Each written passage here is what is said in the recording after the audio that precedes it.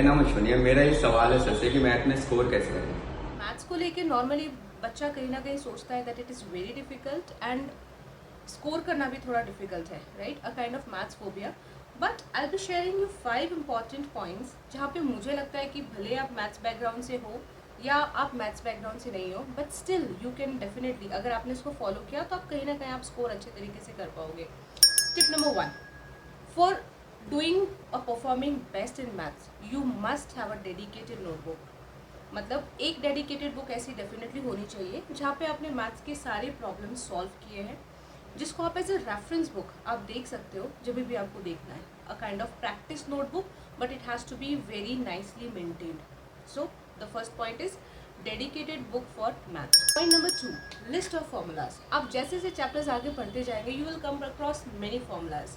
Now these formulas are definitely important because you are going to use it to solve the numericals, to solve the sums. So what you have to do, that you have to start making the list of formulas, and this formula list of formula should be very easily visible to you. मतलब जहाँ पे आप frequently जा रहे हो या फिर आपका जो study area है या फिर simply आप अपने डोर के पीछे भी लगा सकते हो, so that you can go through that formula regularly daily, and you will notice कि आपको formula automatically धीरे धीरे अपने आप याद हो जाएगी। मतलब formula is a big tension in maths. ज़्यादातर बच्चे मैथ सिर्फ इसीलिए नहीं पसंद करते क्योंकि उन्हें लगता है अरे इतने सारे फॉर्मूलाज याद करने पड़ेंगे। बट फॉर्मूला याद करने का सबसे ज़्यादा इजी तरीका है यू कीप इट जहाँ पे आप सबसे ज़्यादा फ्रिक्वेंटली आप जा रहे हो।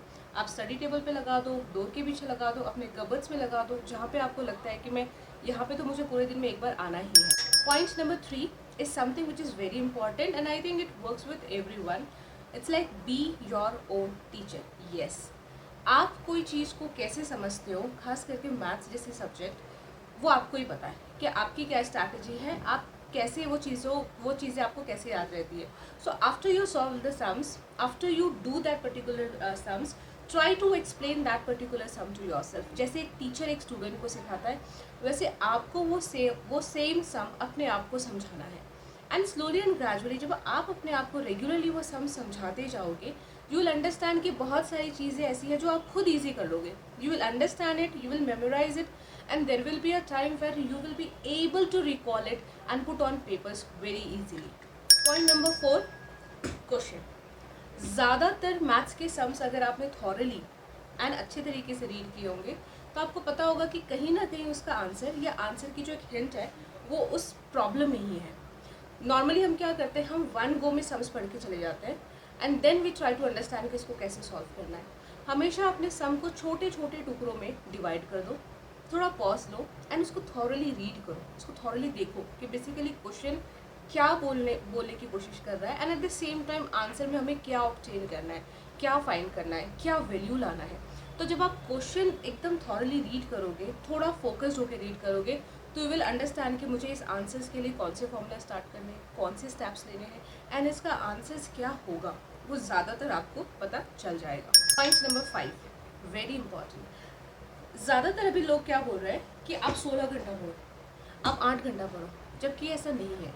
आप कॉन्टीन्यूसली मैथ्स अगर 30 मिनट्स भी, ज़्यादा नहीं 30 to 40 मिनट्स भी अगर आप प्रैक्टिस कर रहे हो डेली, आई मीन टू से डेली, अगर आपने डेली अपनी प्रैक्टिस को कंटिन्यू की, आपके लिए मैथ्स एकदम ईजी है। बट अगर आपने ये किया कि ठीक है आप कोचिंग गए या फिर आप पढ़ रहे हो या फिर अगर आपने किसी की क्लास ली है, आप सिर्फ वो क्लास में बैठ के सम्स कर रहे हो या समझ रहे हो, बट आपने उसकी प्रैक्टिस खुद से नहीं की, then definitely you are going to miss that. आपको फिर वो कभी समझ में नहीं आएगा and at the end you will feel कि जो चीज़ मुझे क्लास में समझ में आ रही थी वो मुझे अब नहीं आ रही है। So practice is something which is very important and continuous practice, daily practice. आप चाहे 30 मिनट से प्रैक्टिस करो, बट वो 30 मिनट्स की प्रैक्टिस आपको करनी ही करनी है। अगर आपने प्रैक्टिस कंटिन्यू किया तो कहीं ना कहीं you will understand and you will be able to do it and maths आपके लिए बहुत ईजी हो जाएगा। ये 5 पॉइंट्स डेफिनेटली फॉलो करो एंड डू